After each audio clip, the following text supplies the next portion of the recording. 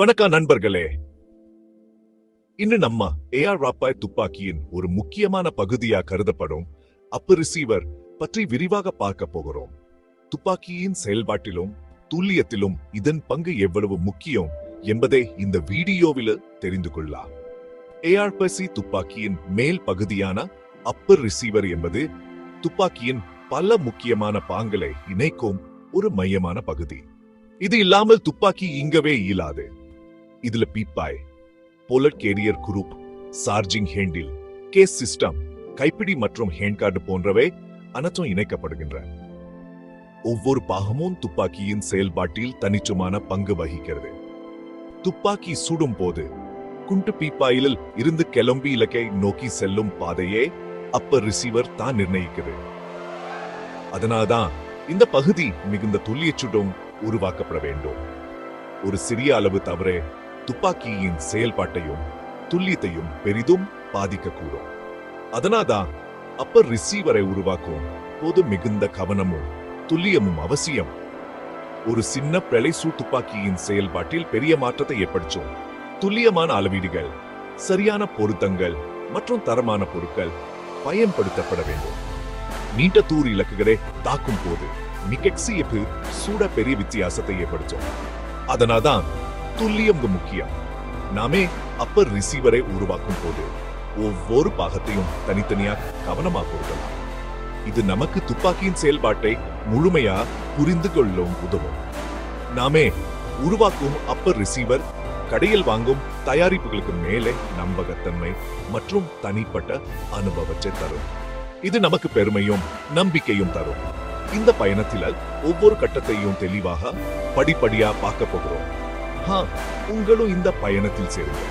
வாங்க இந்த பயணத்தை ஆரம்பிப்போம். எந்த ஒரு வேலைக்கும், குறிப்பாக ஆயுதங்களை உருவாக்கும் போது தேவையான கருவிகள், பொருட்கள் அனைத்தும் முன்கூட்டியே தயார் நிலையில இருக்க வேண்டும். இது உங்கள் வேலைக்கு நேர்ச்சியும் பாதுகாப்பும் தரும். ஏஆர்பி அப்பர் ரிசீவர் உருவாக்க முதலில் ஸ்ட்ரிப்ட் அப்பர் ரிசீவர் தேவை. இது உங்கள் மேல் அமைப்பின் அடிப்படை. பீப்பாய் நட், கேஸ் டியூப் ஆகியவை அடுத்த கட்டமா தேவை. இவை அனைத்தும் சரியான அளவிலும் தரத்திலும் இருக்க வேண்டும். கேஸ் பில்லா, கைப்பிடி, மசில் டிவஸ் ஆகியவை உங்க இதத்தின் செயல்பாட்டை மேம்படுத்தும் முக்கிய பாகங்கள்.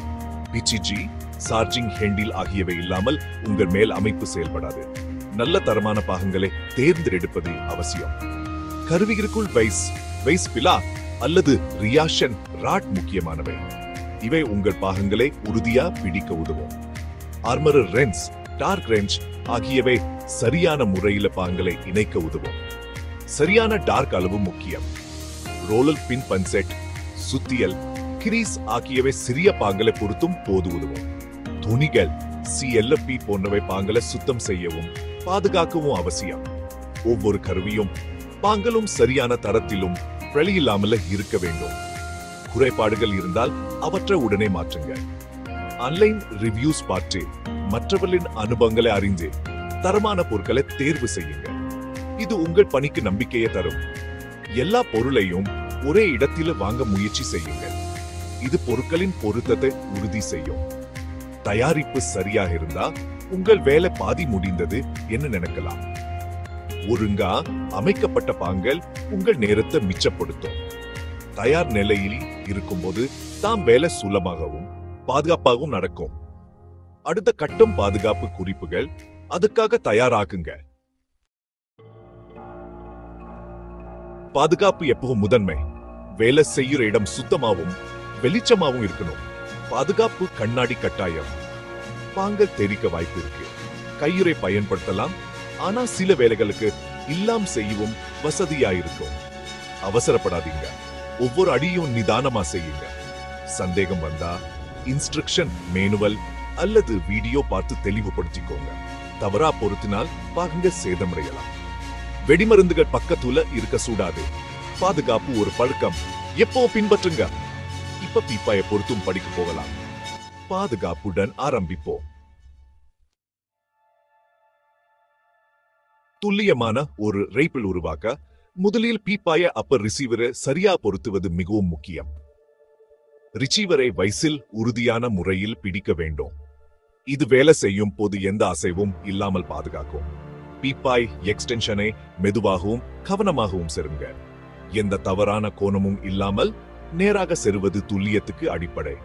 அடுத்து பீப்பாய் நட் திரைக்கல்ல கிரீஸ் தட வேண்டும்.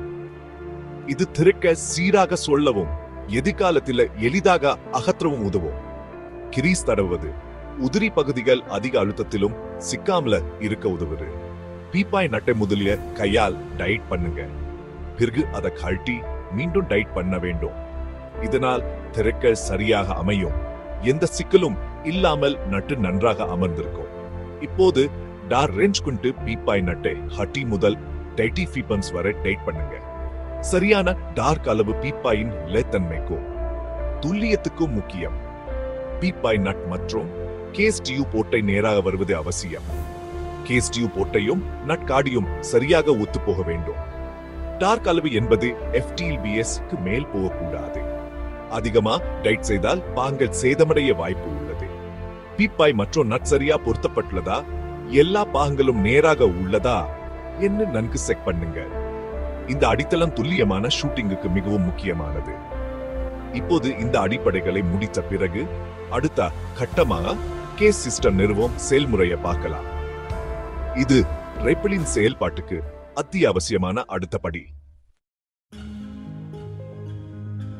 இப்ப கேஸ் சிஸ்டத்தை நிறுவுவோம். கேஸ் பிளாக்கை பீப்பாயில கேஸ் போர்ட் மேல சரியா வைங்க. ஓட்டைக்கு நேரா இருக்கணும். ஸ்க்ரூ அல்லது பின் மூலம் பிளாக்கை டைட் பண்ணுங்க.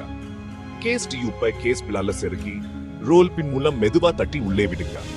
கேஸ் டியூப்போட வளைஞ்ச முனை ரிசீவரை நோக்கி இருக்கணும்.